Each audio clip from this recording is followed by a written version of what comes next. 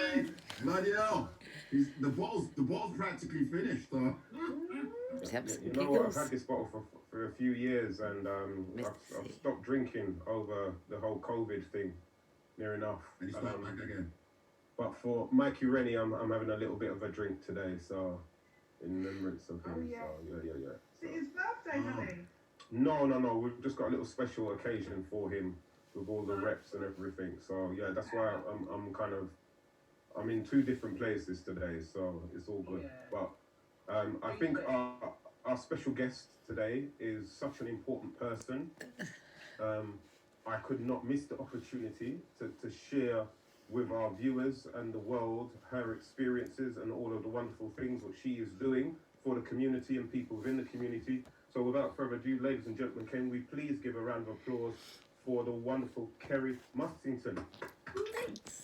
Thanks for having me. How are you, Kerry? Oh, I'm great. Good to be here, as always. I just want to check, can everybody hear Kerry loud and clear? Yeah.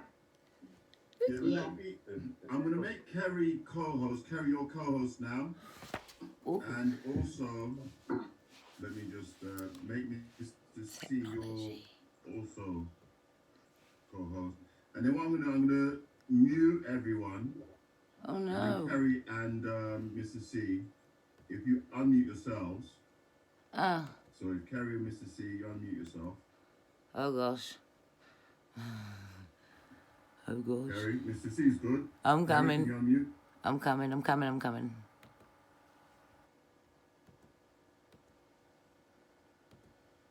Hello. Oh, there you are. There you go. Lovely.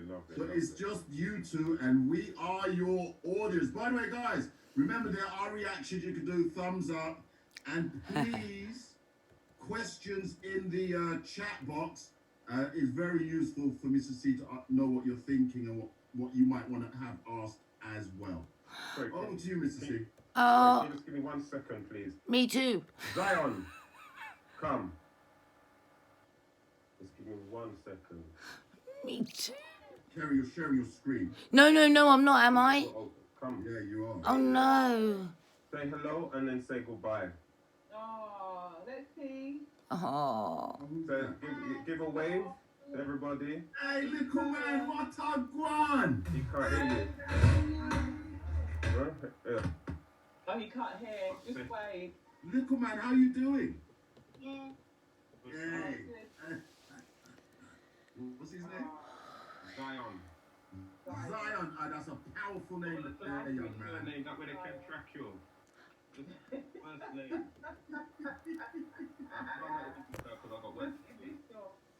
Thank you. And push back in the door, please. Thank you. Mr. C. This is your business. Well, can you take your business out of my business now and go on back to business? Thank you very much. Sorry about that, ladies. If you lock the door forever, if I didn't apologize. We are so happy to have seen him. Right.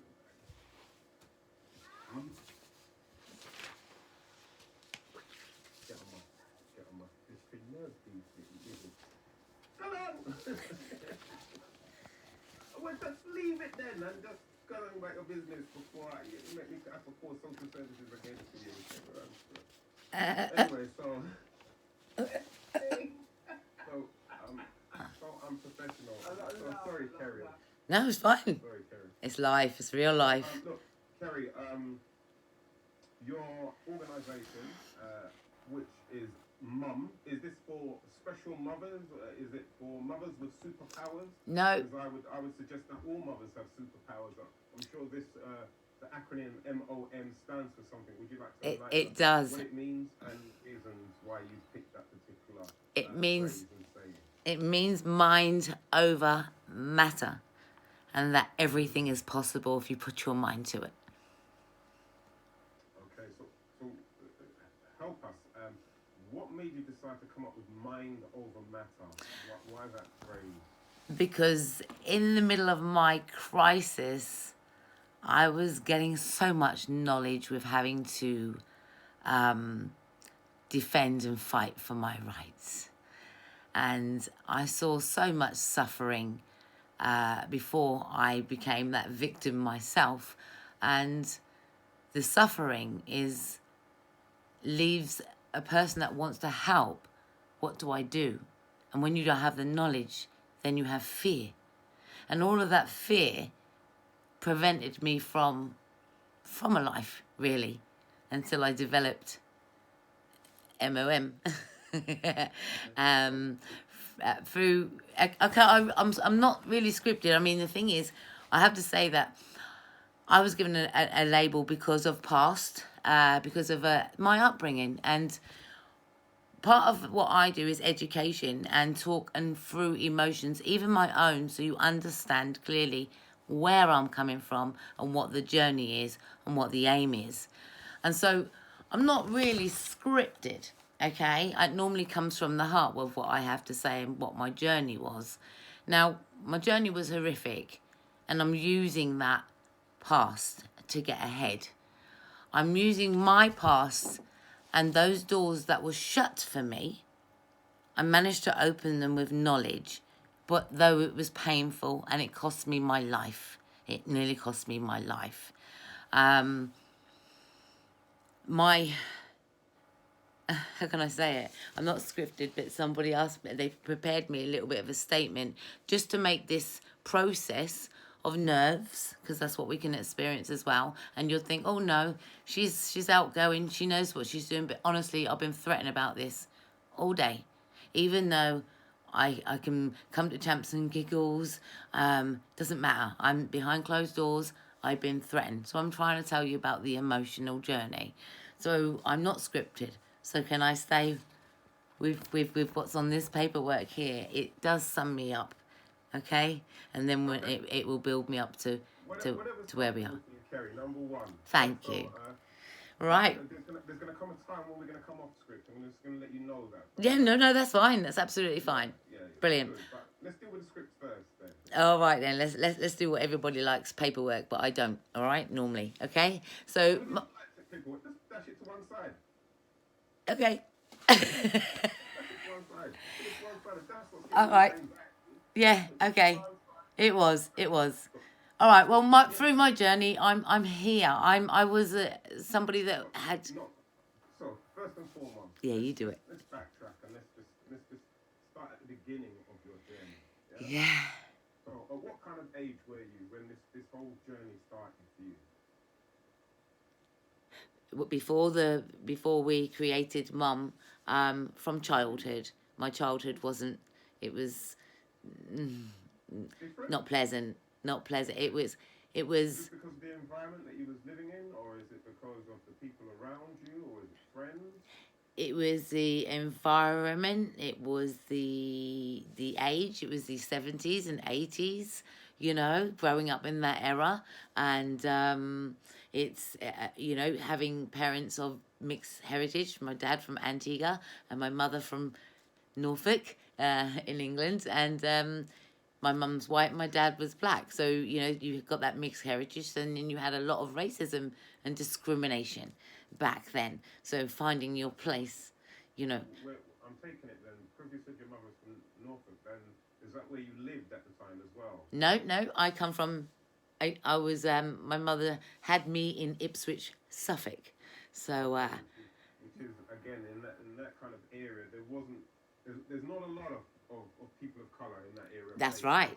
Yeah, that's right. That wasn't. You found yourself, what, a minority? Yes, you are. I absolutely don't like that word, but there we go. I don't like the labels that they give us. I defend those labels that they give us, and I turn them into different labels. Okay, so let's use some of your labels then, or some of your expressions. So what would you have classified yourself living in that area at that time? Council estate, making a community within a community with the dominoes and the liquor and the blues and the forgotten children. Whilst we're stuck upstairs where there's all blues going on, you've got the forgotten children that are getting abused. There we go. Okay, all right. So So look, you had a very challenging childhood. Absolutely. Yeah. When you got to your teens, describe what life was like for you when you hit your teens. Okay, hitting my teens, I'm learning what my parents, I suppose, installed in me and what the surroundings of the community was that was installed in me. And that was dog eat dog. Don't mess with me. And uh, but really, you had to defend. It was a little bit like Peter Francis' book, actually, the beginning of it. If you need to read of it, you had to defend as reputation, but that's not what you wanted to be. You was a child inside, masking horrible secrets. You're just a lonely child that forgot the forgotten child. I'm going to put it that way. It's quite a nice, better way of putting things today, and.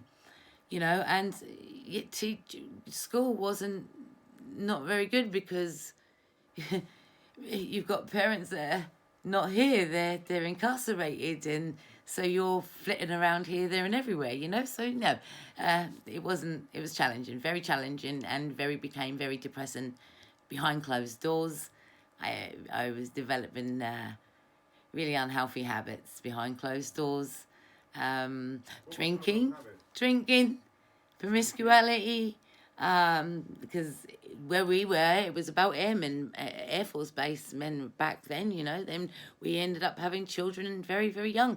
My first child was 17 years old, you know, and if I'd known what I know right now, I would avoid all of that. So I now educate people to put that kind of behaviour down because it damages the children, you know, and to unite in the community and to come together and build, you know, because they've forgotten. And as we get into adulthood, we still carry that in adulthood, and we worry about where our place is in the world, you know.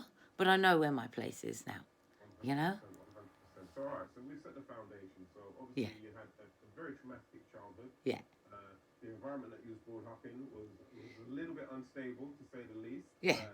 Society and people within society have given you labels, of which now you realise that those labels you will not use anymore, because you have control of your own mind, and you choose not to matter as regards to other people's labels, but you want to create your own labels and your own identities, not just yourself, but for community. So I know you do a lot of work with young people, with children.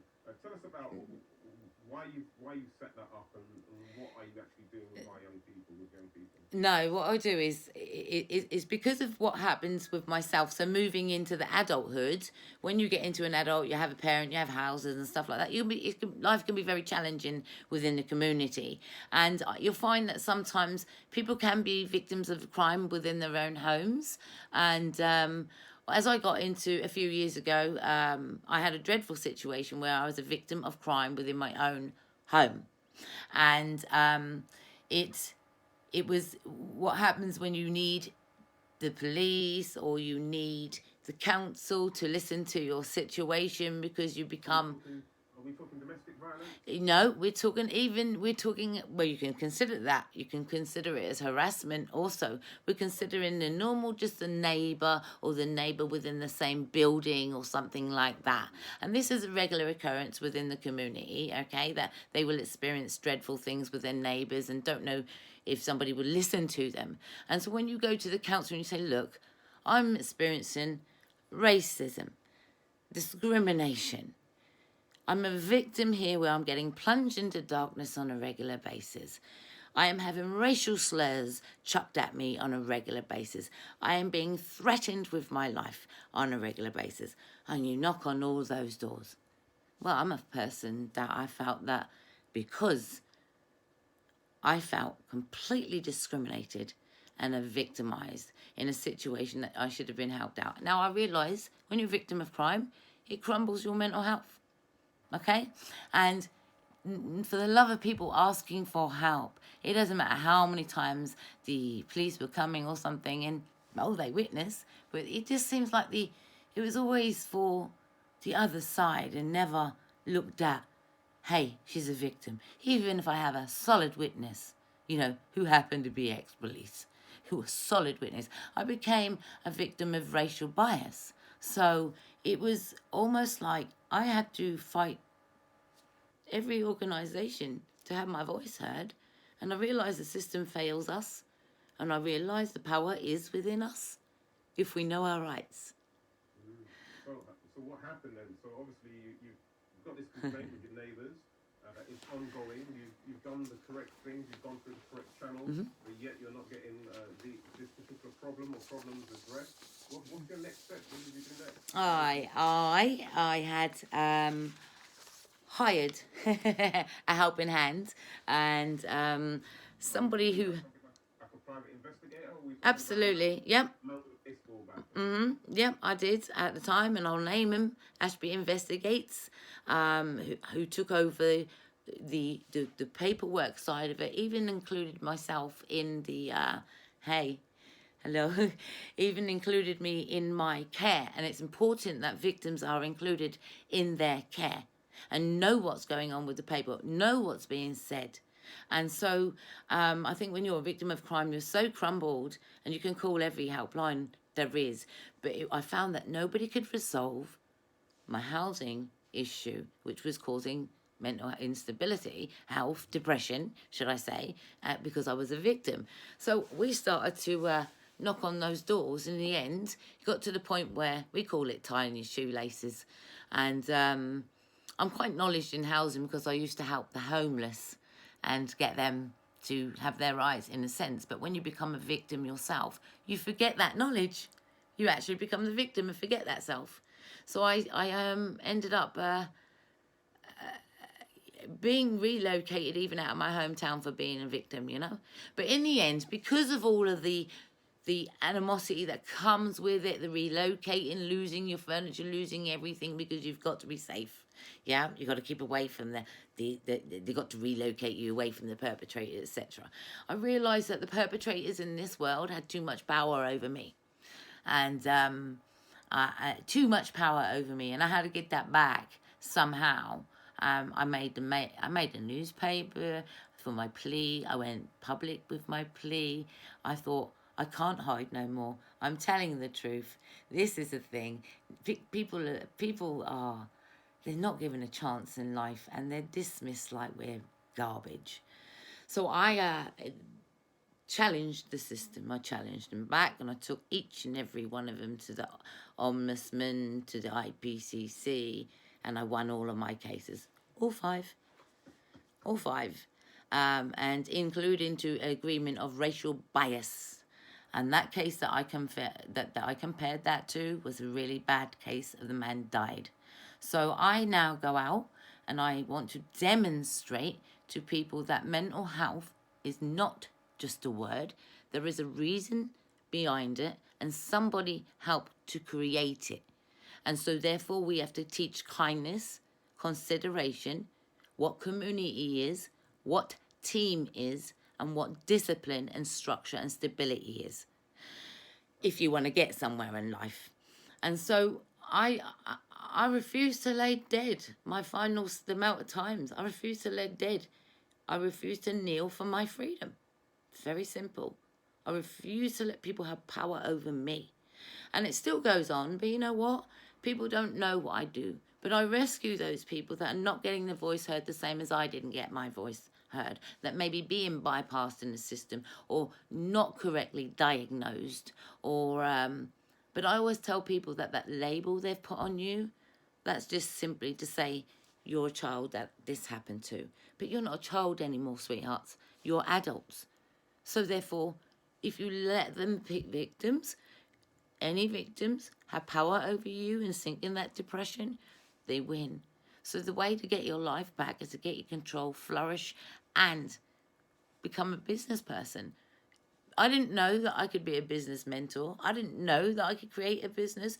If I'd known them skills, I should have been teaching the kids at a very early age. So now I know that you don't have to wait till you're 50 for a career. I know you don't have to wait till you're even 10 to have our own business, you know. I know that you can create anything from before, and if you're wise to what the world is really about, you know. So For you, Kerry. GDC would like to know, what is your rescue package program?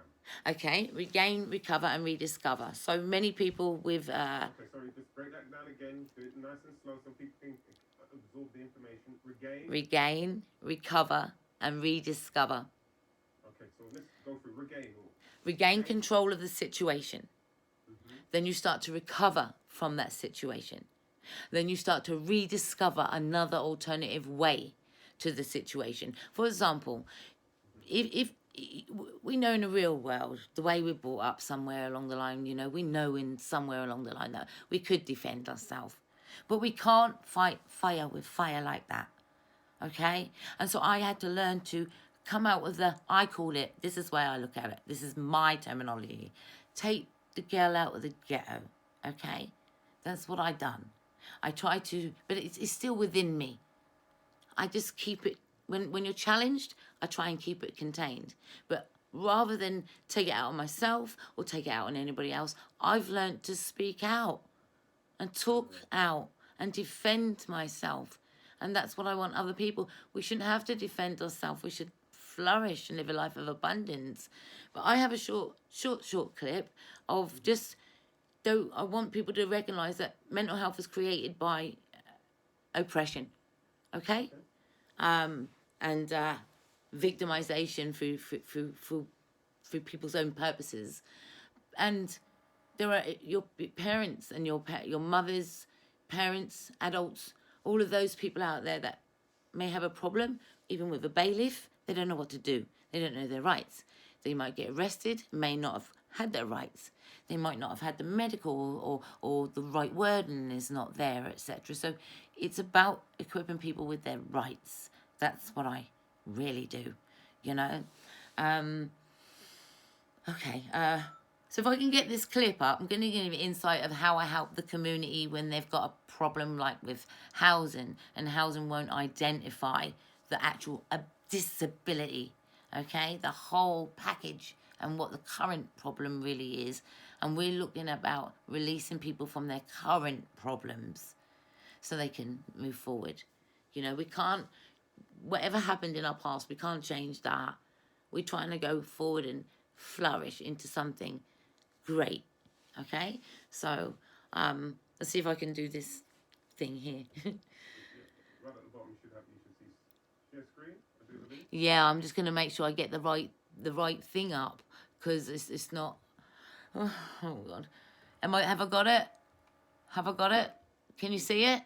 Yes. This one? Kerry, you should open the screen that you want. That one?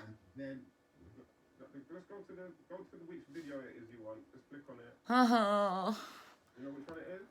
I'm on the screen now, but the thing is not giving it to me. Oh my gosh. Okay, I can't do it. Does anybody else can do this? Okay, I can't do it. I can't do it. It says share screen, and I normally do the screen that I want, and it's not showing me the. Okay, I tell you what. Go get the screen that you want up first before you do share screen. Find it. I found it. Okay, good. There you go. You can do anything. Just a little bit perseverance. Is that it? Can you see it? Yeah, and then that's the one. Click full screen. You can see it. Okay. So I want to show people the causes of mental health and is neglecting the disabilities that hinder the quality of life, all right? Okay, so you'll get the drift of this now.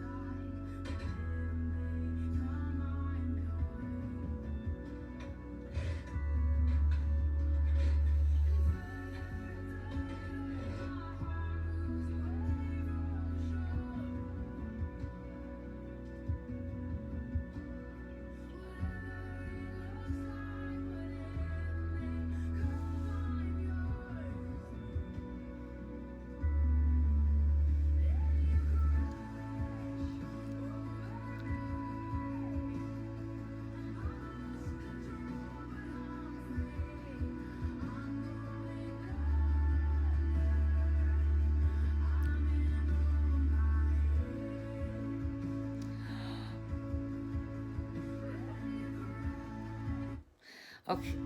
Okay. Hi.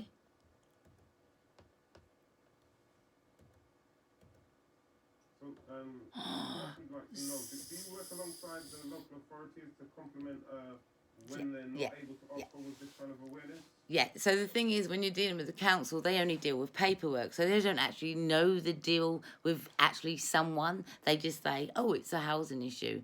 And they don't worry about looking into the situation or the housing. So even though I'm Suffolk, we go all the way to London and we'll look at all of that situation. We'll weigh up whether or not it's the human right. So I'm all about human rights. So we will help those families that are broken down with because of depression. We help the children understand why and how they can help as well. Give the children their rights and educate them, even if they get into trouble with crime and domestic violence and all of those things. We educate into those situations because behind closed doors, even me, I have a label, but you wouldn't think of it. But I'm not going to let that label define me because it's past. But it just says to me that I am a very sensitive person. I do struggle with my emotions. That's because I'm trying to contain the beast. You know, if you are horrible to me, I'm just trying to contain that. You know, but I've learned to speak out against bad behaviour now. So I teach against bad behaviour and I teach people to, come on, we have a duty of care to the people within the community to help the community out of these situations. Even a simple little bailiff sends people over the edge where they want to end their life. I can stop that. Come on, know your rights. We can stop your bailiff. Very simple, by knowing your rights. Because anybody that's crumbling has a right under the Equality Act. You're vulnerable. And so I think they want you to actually really prove how vulnerable you are sometimes in society and beg for something that should come like some other people get it, you know? So I'm for diversity, and a problem is a problem. And I don't think there's anything I haven't really kind of been through to help somebody overcome. So that video there, the lady was housebound for 2 years. I took it all the way to the media, to the unknown media that wouldn't even represent their own community. And I took it all the way to campaigning, made the papers, challenged all the way, challenged that housing situation all the way. That lady ended up finding her voice and came and launched on my launch night when everybody else came and launched to tell their story, because it was like, oh my God, Kerry spoke out about her, why she felt unstable at one point. I'm going to do that too now. You know, can you help me, please? I don't want to be scared of being evicted because I got a rogue estate agent or something like that. And so this is where, behind closed doors, these rogue estate agents are getting the tenants, and the council are just dismissing these situations sometimes.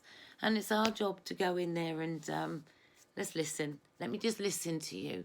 But I make sure that we take over that responsibility so they can recover. So what was the final outcome for the partially blind lady in the flat with the 26 steps? What was the final outcome? She got rehoused. We got her rehoused, and we went and moved her from that situation once and for all, because she can't come down the stairs with Zimmer frames and stuff. And we got her rehoused after we saw a little bit of a pattern of what I went through, being bypassed, refused certain houses with silly, stupid excuses that shouldn't have been, you know, and it was costing her. So, of course, I took her case quite high as well. And in the end, they housed her. They gave her a lovely spanking new flat with disability for her visibility, and it has to be the right adapted equipment, you know, for the abilities. So she's happy, she's settled, brand new house, and she's got all of her family together, educated, and she's got her life back. So that's just one individual. I normally get first aid suicide prevention, that's me. So if I've got a crisis, I've got a crisis, and I've got to deal with that crisis. So look, And that can come from anywhere. Who have been locked down for Yeah. just under a year. Yeah. Some people for the first time in their life. Yeah. They're not moving to go to work. the children are not at school. They're in this confined space of either their room or their home. Are you seeing an increase in numbers of people reaching out to you for support with your organisation, or It's is it roughly the same? it's quite funny because what I did is, even though I'm a not-for-profit organisation, because I'm not about money, I'm for the love, you know, but, you know, yeah, we ask for donations. We raise our funds by our T-shirts. I think Louise got one of our T-shirts on at the minute. She sports our T-shirts. So we raise our own funds to continue with the project. See, mind over matter. Thank you, Lulu. So, Don't shake them, Louise. Don't shake them. and when we have our volunteers that are willing to share their journeys and get involved and come with their own unique experience to giving back to the community, because they've got their, it's not about following me, it's about, again, that rediscovery. You know, what have you got? Let's show us. So yeah, we're not for profit organisation. I launched July the 19th 2000 and, was it 18? 9? Oh my God, I don't even know my maths. See what I mean, retaining information. 19. Not 19. Yeah. And I was really proud because we had the MP and the mayor there, and I thought, oh my God, you can rehabilitate your life. You can avoid the boys in blue and stuff like that, because my life has been hard. It's been hard. Do you know, it's not all makeup, is it? So at the end of the day, I've had a rough life, but I'm not a little girl, I'm a woman now, you know? So you can rehabilitate yourself. You can know your rights and avoid confrontation. You can learn how to sort of kind of outsmart the smart ones, you know what I mean, who thought they were smart, who was just the same as you. Let me ask you a question. So if you're somebody who, you know, you're I'm not mentioning any names here, you know, you're born in the ghetto, you're quite, you know, somebody says something to you, you're quick to punch them in the face, you know, a bit like Josie. If you're that type of person... No. I'm playing. He's such a mild mannered gentleman, our Joseph is. So, you know, how do you get somebody who's you know, they've used fight in all their life, they've been given labels, they haven't been given any chances, they've been pushed from pillar to post, you know, they've gone through, I don't know, probably... No, didn't use fight, you use submissive. How do you get somebody to change their temperament from having all of this rage to being... No, let's not use it rage. What happens is with people that I don't want to doom in a show, right? Okay, so people sometimes self-harm in so many different ways, like alcohol, smoke, drugs, overeating, exercising, over-exercise. There's so many ways of self-harming and to contain, to whatever, even oversleeping and stuff like that. You know what I mean? That's all part of a depression, right?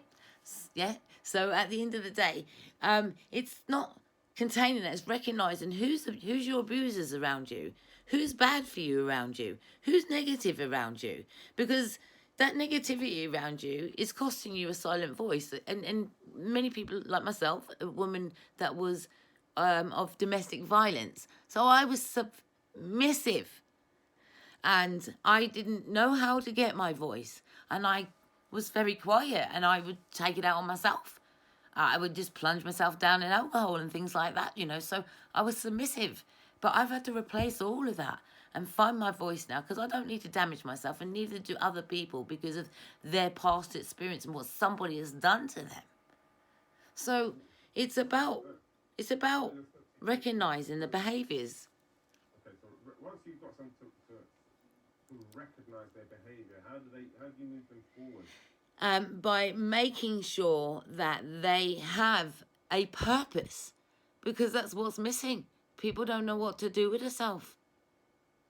They don't know how to communicate. They don't even know how to, oh, my son won't talk to me. How do I get to oh, my son, oh, don't tell him. They keep too many secrets. And then, so like, let me get, for an instance, I've got a mother at the moment that she's, she's giving me all of this. Now, I've been there. Alcohol. But you're killing your kids, man.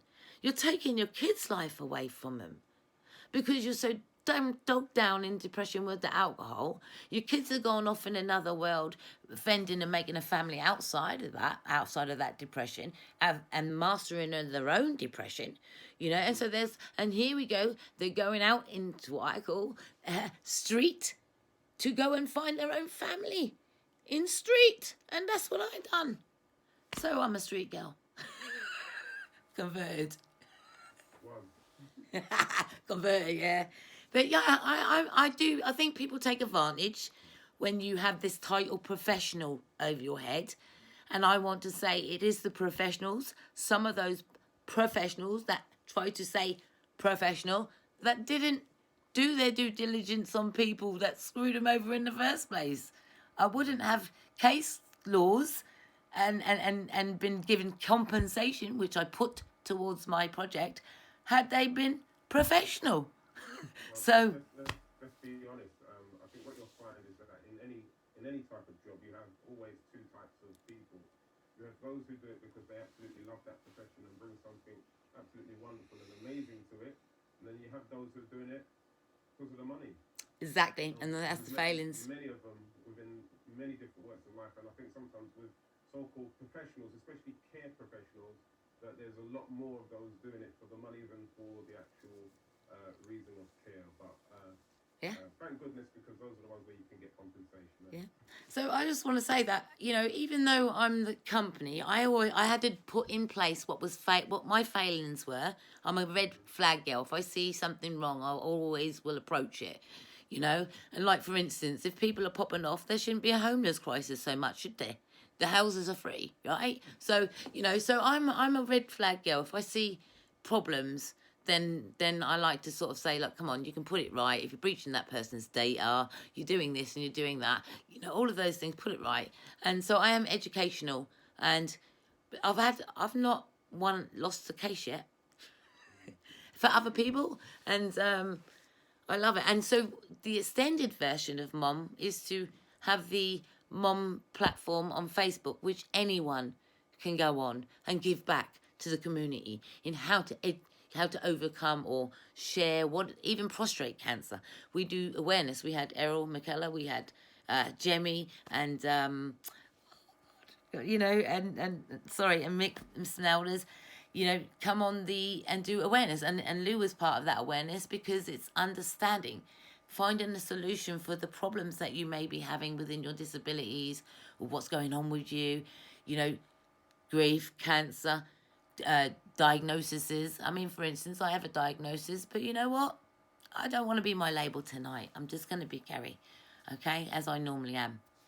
So it's about education. So your Facebook platform is a platform for sharing. It's where people can come and share their experiences, so other people in the community can become aware. Yes. And also find solutions. Yes. Your Mind Over Matter workshops, what you do. Explain what happens there, please. Okay, so my label that I is a EUPD. Anybody heard of that label? EUPD, anybody in the chat? Put your hands up. There's a prize for anybody who knows what EUPD could possibly stand for. Two prizes. It's not you, Intelligence Service, because I know you know it already. Isn't that surprising? All right. Has anybody heard of BPD? Anybody? You see, I have to educate the community on disabilities, you see. Okay, all right. I'm going to pause you there, Kerry. I'm going to go to Mr. Intelligence Services himself because he did have his hand up. If you unmute yourself, please, sir, and explain to us what it actually means. Good evening. Good evening. The first one, EUPD, is Emotional Unstable Personality Disorder. Wow. So the title should speak for itself. The second one is BPD, which is Borderline Personality Disorder. Again, the titles are self-explanatory. So there is a wealth of information out there, but as Kerry's eloquently said already, log on to the Facebook page, which is Non-Project Suicide Prevention Real Talk Awareness, and all of her work is beautifully displayed on there. And if you will look look in the chat, you'll see that I've just placed the website tag in there. Thank you. Which is momprojects.co.uk. That's correct, sir. And you can go on there and see some of the work that Kerry's carried out. And I will say that that is only a fraction of the work that is carried out. And just to add a bit more flavour to what she said before, the video that she played with the lady in the wheelchair, that you know, you watched a 2-minute video, but that whole process took Kerry almost 2.5 years from start to finish, which included, and I don't have it here to show you, but it actually ended up in the South London press and got a lot of coverage because a certain newspaper that shall remain anonymous, but those of you like myself who are Londoners will know this newspaper for our community, refused to take on board. Can you just raise your voice slightly, please? Sorry, can you hear me now? Is that better? Yeah, your voice is clear now. Sorry. Oh, okay. I have to move a bit closer to my microphone. Sorry. A particular newspaper for our community chose not to run the story, which is very indicative. And there were a number of prominent. Voice? I did hear someone say the voice. I won't deny or confirm or deny, as they say. But you're on the right track there. And there was also a number of prominent people who worked in the South London area, who I personally contacted, Kerry personally contacted, and they didn't give us the support that you would expect when you bring such a case to the table, and that was disappointing. So again, credit to Kerry. She kept plugging on. Every door that was shut, another one was open, shut, open, shut, open, shut. But finally, she managed to get the young lady housed, which then helped bring her children back closer to her. And now her children provide moral support. I mean, she's partially sighted. Kerry will correct me if I'm wrong. She has fibromyalgia in her joints. She also suffered 3 strokes. So this lady is, again, Kerry, correct me if I'm wrong. I think she's 43. So she's had a pretty rough time. But the property that she's been given is brand spanking new, with wet rooms so she can wheel herself in on her chair and take care of herself. Everything is like work surfaces have been lowered and stuff like that. The doors are extra wider so she can get in. So it's perfect. It's absolutely perfect for her. And that's just one small piece of what Kerry has achieved. And just to add a bit more to it, Kerry's own situation, which led her on to where she is today, was a horrifying situation with a neighbour, classic case of a neighbour from hell. Just to give you a bit more flavour, for argument's sake, you have a problem with your neighbour, you call the police, and the police turn up as they do with their hands in their pockets. Well, what's the problem? There's nothing we can do, it's a council issue, go to your estate agent and so on and so forth. Multiply that situation by 17 times. Okay? 17 times the police were called. I would say that on more than one occasion, pretty much all of Suffolk police turned up at Kerry's property. You know, Tell him. And you know, nothing was done. For myself, everybody on here knows that I'm a former police officer. Very, very, very, very, what's the word I'm looking for? Very frustrating for myself to see an organisation, although I didn't work for Suffolk Police in my time, police is police. So, you know, when I call the police, I know what they should be saying and they should be doing when they turn up, and they weren't doing that. And between Kerry and myself, we took them to task. We took them to the IPCC, which is the Independent Police Commission. They gave us the runaround, and we then ultimately won the case. Discrimination. We didn't get any financial reward from them, but a win and recognition that the police were wrong in how they dealt with Kerry in the situation was good enough. The other organisations, the council, the PRS, which is the property redress scheme. If you ever have a problem with a private landlord, you can go to this company, which is the PRS, and they're like ombudsmen, and they will look at your complaint, they will look at the council's actions. All organisations, as we all know, have a framework which they must adhere to, and in this situation, they were outside of their boundaries in all capacities, and Kerry and myself took them to task, and she won some compensation from them, which she in turn put towards the project, and Here we are. she is. Fantastic. She is. Fantastic. I just want to go back on what you just said there. The PRS. So have you got the details for them? Is it a website, or do we just Google PRS? Yeah, you can Google PRS and it should come up. It's not PRS as in royalties for music, but PRS is Property Redress Scheme. Property redress. Yeah, Property Redress Scheme. So if you have a, for argument's sake, if you've got mould and damp in your house and you keep going to your landlord and he or she's not doing nothing, you can go to them and they will bring them to task. They have, experienced investigators that will come and take pictures and, just do a general investigation and put your case on the table. And they must adhere to the findings of what the PRS said, because the next step will be the PRS, not yourself, but the PRS will take them to court and charge them. And, if you're a big estate agent, that's not going to look... It's like a little court inside of a court, innit? Yeah, right. And you can see their evidence as well, and so that's when you begin to know your rights, and it's beautiful and it's empowering, What I was going to say as well, just briefly, that the PRS is a legitimate governing body for private estate agents.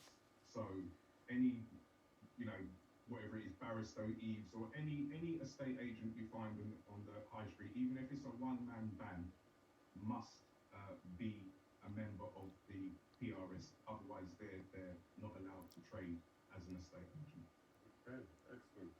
Does this also include people who come under housing associations or the council, or is it a completely different body?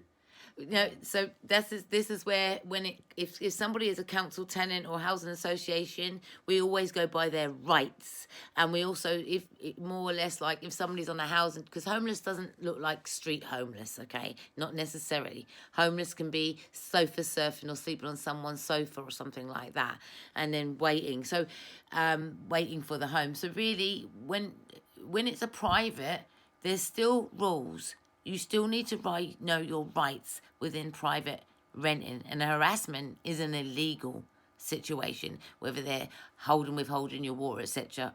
It is part of discrimination. And I've forgotten the act, so don't worry about that. But still, at the end of the day, you have to be careful, because the council and the council and land private, they kind of go hand in hand.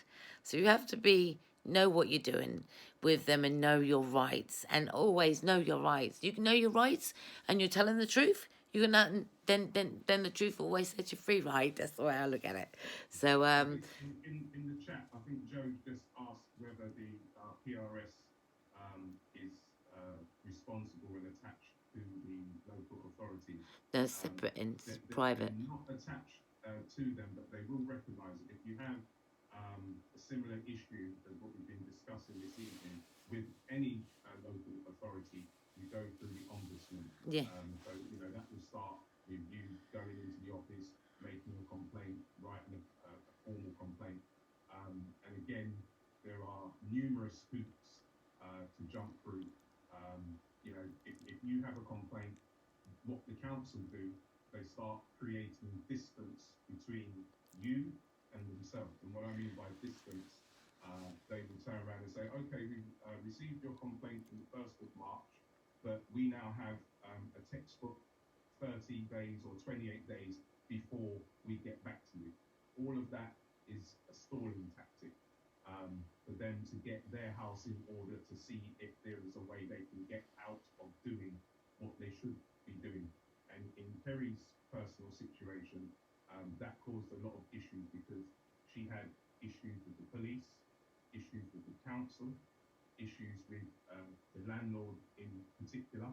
So you multiply that by, those three, and you can see that when you send a letter today, you're not going to hear from somebody, 6 months down the line. So it's very, very time consuming, labor intensive, and a hell of a lot of paperwork and emails generated. But the trick is to stay on top of it. And as Kerry said several times this evening, knowing your rights,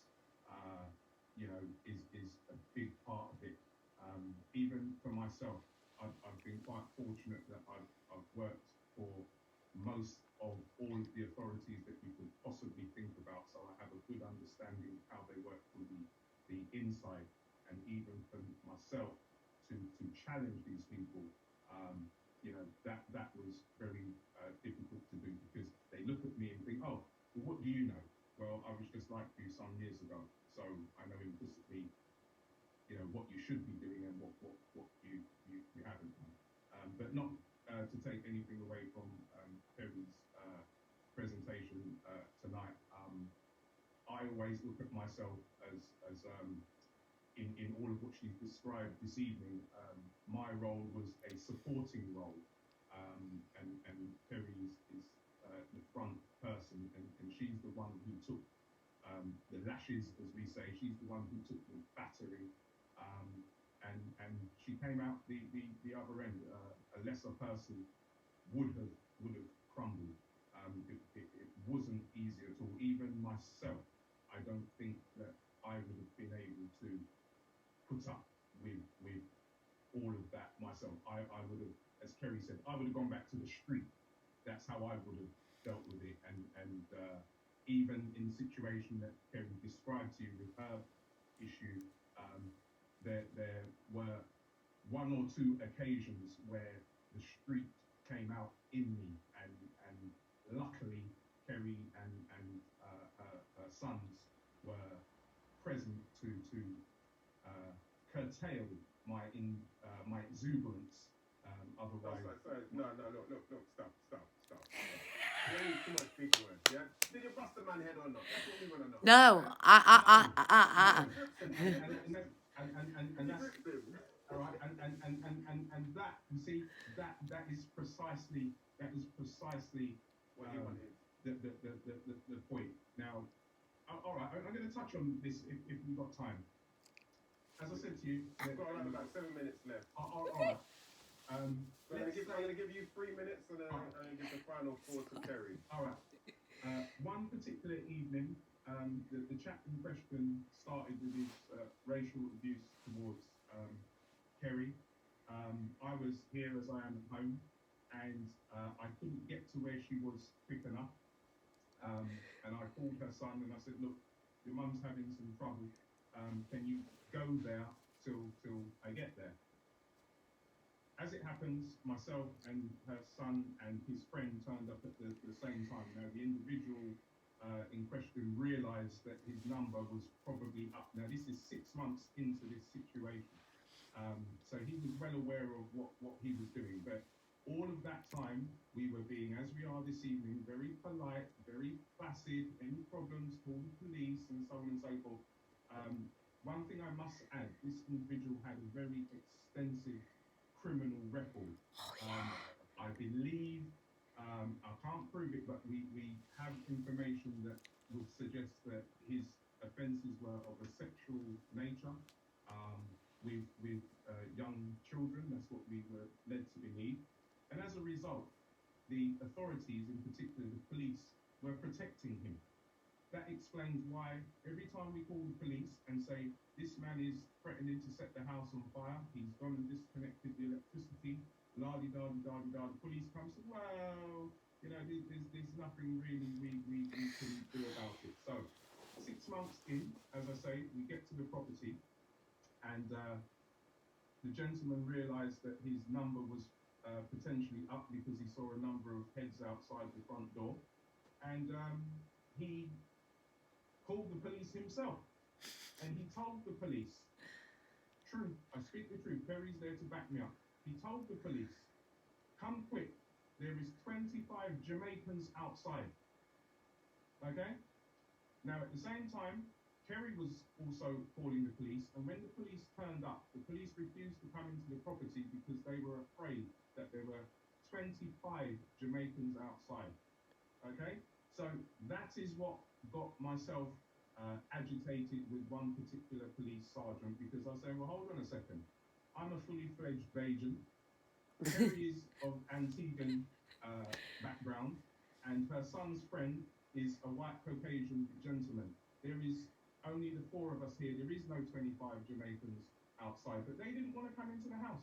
They were more concerned about these Jamaicans outside, and that's the sort of thing that you've got to put up with. And also, when, you know, half of Suffolk police turn up, 5 or 6 prison vans, police cars, you know, dog vans, and armed police and tasers, all outside this woman's house, you know, and they look at me and think, well, how comes you know so much about police? What do you know? And I say to them, well, I was just like you, and I'm telling you that you need to go upstairs and arrest this gentleman. And long and short of it is, without cutting into Kerry's time, they walked away and left us that evening. They walked away and left us. Yes. So, and that's the sort of thing that you've got to put up with. Hasten to add, threatening to arrest me because I slightly got agitated with them because I was telling them, you are not doing your job. We have IPCC file here, which is communications for 6 months back and forth. Come and have a look at the file. Yeah, they look, oh, okay, well, all right then, well, since you got that going on, we'll just go and, you know, hopefully it'll sort itself out. So that's what happened. Well, I can honestly say that because it was Suffolk, I knew exactly what was going on there. So, of course. Those of you who haven't been to Suffolk, please. But it's not just Suffolk, it happens all over, and this is why we're flexible. Suffolk? That's why me ask you if Norwich you live in. Because me know them side they're good. I'm from all over the country, mate. I know them side they're good. I think... But listen, yeah, it's all good. We want to finish up with Kerry. Can we give... sorry, what's your name? Sorry, I keep forgetting it. Adrian. Can we give Adrian a round of applause for that? Thank you very much, Adrian. Kerry, we want to leave the final words with yourself. Yeah. So for 2021, what's Mind Over Matter looking to achieve, and what kind of support do you need from the community? What I'm trying to achieve is more workshops. I want people to collab, really, to bring that education to the children, to the parents, to, hey, look at that, you know, and I want to do more online workshops. I can only do as much as I can, which is as much awareness by interviewing people and getting their testimonials and putting it out there, and that's what I would say. No point in having a company and keeping it behind closed doors. I'll push out that awareness everywhere. Even when I'm on Champs and Giggles, I'll push out awareness saying, look, have a giggle. It's good for the mental health. It helps you out. You know, you can get a bit of me time and get yourself out there. So I'm all about advertising what is good for the spirit. So, you know, yeah, we don't want you to go back into those old unhealthy coping strategies and forget and neglect the children, and maybe you don't even know your way or know how to have a healthy relationship and healthy boundaries, and maybe you don't know, and people keep losing people, but it's not about you losing people. The destination is already planned. Hey, it's about now gaining control of it. And you know what? Dash out the negativity, innit? Don't waste your time on people that are negative. Dash them. Because nowadays it's technology, and as I always say, it's a device. Think twice. Beautiful. So listen, Yeah. again, just for anybody who wants to find out more about Mind Over Matter, of course, it's Mind Over Matter Project Mum, is it? Or just Mind Over Matter Project Suicide Prevention. no, mumproject.co.uk, Yeah. and on Facebook, It's the I don't know. Oh God, Lou, what is it? Adrian? It's the Mum Project Mental Health Awareness. Oh, I don't know. It's the Mum Project Mental Health Find Awareness. Matter on Facebook, I'm sure it will pop up and you'll find it. Yeah, If but not, even let us know, if and not, we'll send you the correct link. and if not, go on to the BAME Mental Health Awareness. There you go. There's one for everybody. Wonderful, wonderful. So listen, Kerry, thank you for sharing your journey and story. No, with us. thank Also, you. Adrian, thank you for adding the extra flavour. No, thank you, Adrian. Yeah. I'm going to say that if anybody is going through any kind of depression or mental illness, please reach out to Kerry and her organisation. Or stuck with legal. That's Adrian. See, Adrian works with myself as the crime side of it. So he helps the people with those legal aspects of it as well. So we collaborate. So, you know, we're a team. And if you have any bailiffs knocking at your door, Yeah. write all of your things and your possessions over in my name, and I will make sure that they can't take a rat out of your house. But you might not see your possessions again. Just saying. Like if you got an Aston Martin, Mercedes convertible, Oh, thanks, everyone. or a size 16 woman with a lovely smile. I'm out. That's enough from me. I'm going to hand ourselves back over to Joseph. Thank you for your patience. Kerry and Adrian, thank you Thanks. so much. Thanks. Well, that was absolutely wonderful. By the way, as we conclude, guys, you are able to unmute yourselves real quick if you want to say something. Absolutely. Phenomenal. Phenomenal. Absolutely fantastic to hear. Well done, Kerry. Well done, Kerry. Thank you. Well done. Well done. And Adrian as well. Thanks. Yeah, double act. Yeah, good. But what I wanted to ask quickly, I know you touched on your self-funding, but is there nothing the community can do, as what Mr. C was asking, but I think you missed the question. Sorry. Isn't there nothing that our community, as in Champs and Giggles, can help do? Yeah, yes, absolutely. You know, the products that we have is the t-shirts. You can have a t-shirt of Mind Over Matter. So that's one way of helping us to donate. Or you, the t-shirts of I haven't seen the t-shirt. Louise. I still can't see it. You have to stand up. Oh yeah. And they're unisex. Everybody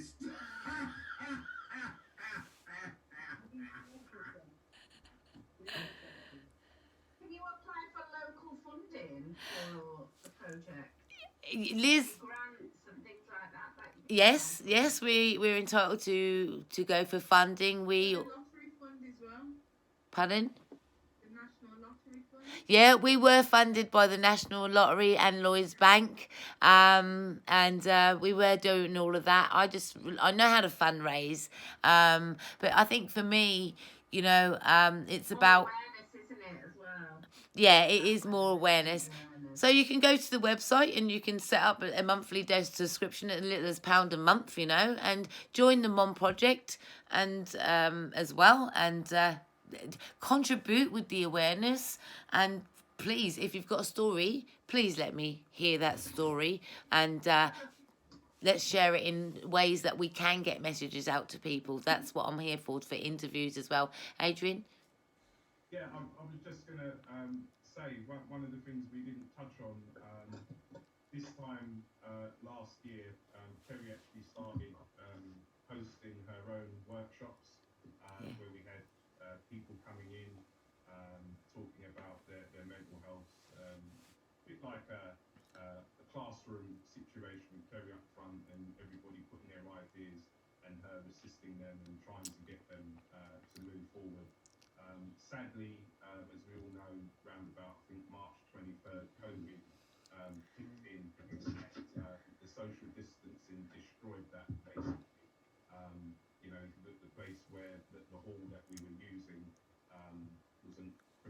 social distancing. So Kerry's then taken the concept onto Zoom and was doing something called open talk, where again people were coming in as we are now. But personally, it wasn't the same as actually holding No. a live workshop. So I think once this is over, I'm sure that's something that Kerry will get back into. And it was really good because you get to hear other people's stories. And as Kerry said, people, you know, you walk down the street and you see someone coming towards you, you don't know what secrets they're holding, what's keeping them underwater. And the way that Kerry... That's all of us, isn't it? Yeah. The way she... all our faces are on the screen, but behind every screen there is Yeah. an issue. Because you guys don't know much about mental health, which what the test was in those diagnoses today. I mean, this is what I'm saying. We need to educate more on that, because these are amongst your friends and family. They have these labels. They might not tell you because they don't see. Why should they? You know. So yeah. It's making one of the things about you, Kerry, which I saw, which is why I wanted you to come on, is because you made yourself vulnerable. Most people don't want to do that. Most people got problems and they want to put on a brave face, stiff upper lip and whatnot, and get on with it and da da da da. But I noticed in one of your videos that you made yourself vulnerable to expose what your situation was, and through doing so, you was able to overcome the situation. Yeah. So Yeah. I empower myself with. Nobody has the right to belittle you. Nobody has the right to degrade you. Nobody has the right to send you shitty texts, excuse my French. Nobody has the right to limit you as a human being. Nobody has the right to say you can't do something. Kerry, as human beings, what most of us do is we give people that right by remaining silent. Yes, that's right. Stay silent, and we're abused, and all sorts is going on. We're embarrassed to speak out. That's right. And that's what when I saw one of your videos, that's what I recognized what you had done. You was no longer allowing them to have power over you because you was going to stay silent. Yep. You spoke up about it. That's right. As a result, I mean, Big Tim, you're doing amazing things. She really has come a long way. You're doing amazing things. So Thank you. absolutely well done. Thank you. Well done. Yeah. By the way, guys, another way to help Kerry is subscribe to her YouTube channel. Yeah. Like and share, and that will help the awareness, because you know Google works with algorithms, so that will help with promoting the Mind Over Matter, so then more people. I think Google will start recommending her webpage, so that more people actually click onto the YouTube channel, and of course. One of the things about the channel, by the way, is that it's the same thing. The topics that Kerry talked about aren't the happy-go-lucky, cheerful topics. It's real talk. It's stress and distress and problem. It's that half the time people want to hear about it, and people walk with that mask on. Nothing's wrong with me. Stop lying. Stop lying. When you stop lying, things actually can improve. So that's another way to support Kerry. Subscribe to her YouTube channel, and of course enable Google to move that on. By the way, Thank you. Diane has said, Kerry, please contact Brent Council. Brent Health Matters. There's funding available. Okay, so I'll just Brent Health Matters. That I'm involved with that. I'm a volunteer for Brent Council, so I don't work directly for Brent Council. So Kerry, Brent are actually doing a mental health well-being starting as of Monday. Next Friday I'm doing a breast cancer awareness, and they're encouraging people from the community to do online Zoom events or pre-recorded. So that would be something that I think for you to get involved with. And Brent, they've also, that funding information that I put out, that only came out this week. So there's so much, and they're focusing on mental health. I've been on workshops. No, I hear you, but I want to say, you know, as a person, and I'll talk about the vulnerability side and the real challenges that we may face. One of those is, okay, right, I have this, but nobody actually teaches you how to do the funding application or whether you can trust them the other end, whether they're going to put it through. So I found other ways of raising funds because the public are prepared to pay, even though you say, oh, they shouldn't. But that's why they get disability allowance to pay for that therapy. Okay, so Kerry, I used to work for DWP, so I've gone on my own journey. Can you help? Put my number when you contact me. Wait. There. Diane, you said Brent. Remember, Kerry lives in Ipswich. Will Brent give money out of their borough? I am not. I don't restrict suicide. You don't know where it's coming from. You don't know when a suicide's going to come in. That's the question for Diane. Yeah. So hold on a minute. Let's establish here. So Kerry, are you focusing on just Ipswich? Because No. No. Right. So, and that's what I picked up on. Yeah. Because you spoke about London. Yeah. And you know, a lot of us are. I don't know. I can't speak for everyone, but are from London. So. So I'm focused because obviously, you know, people are suffering all over, worldwide, and mental health is something that I've been, so in terms of bereavement and people suffering in the community, Yeah. I've got myself very much involved. I'm on that journey of bereavement, and we've lost many of people in our community. So I also know and understand, and I've also dealt with young people from a young age. I focus on ex-offenders, and I've got a lot of that experience. Brilliant. The funding that you was mentioning, are you saying that if Kerry is dealing with someone in Brent, that the person in Brent could get funding to pay Kerry? Is that what you were saying? Right, so I can't tell you that because this has just come out, and I don't work for Brent Council. So my advice would be to Kerry is to contact, and I would say, yeah, if they're in Brent, I would say, but at the end of the day, I'm sure Kerry's used to doing funding applications, but there is help as well to do those funding. There is. Just long, isn't they? I'll contact me directly. I'll make it really easy. If it's in Brent, then most likely it has to be a benefit to Brent residents, and most. But it's on Zoom now, isn't it? The person who makes the application should have a connection to the borough. Yes. Should have. However, there are loopholes of doing that. So there are some very, very good organisations, already some social enterprises, which are already in the borough of Brent that you could use to make the application. So can I just can I just say also there are exactly what you're saying, Mr. C. I mean, Kerry, you might want to contact me directly. I can send you my number because I grew up in Brent, so I'm well connected. So you might, I will send my number to you. If you want to contact me, feel free to. I'm also working with an organisation as well. So I'm a community consultant. Yeah, so Diane, do send your I will. Kerry's not running away, right, Kerry? Are you staying around? Of course I am. It's my Friday night champs and giggles. I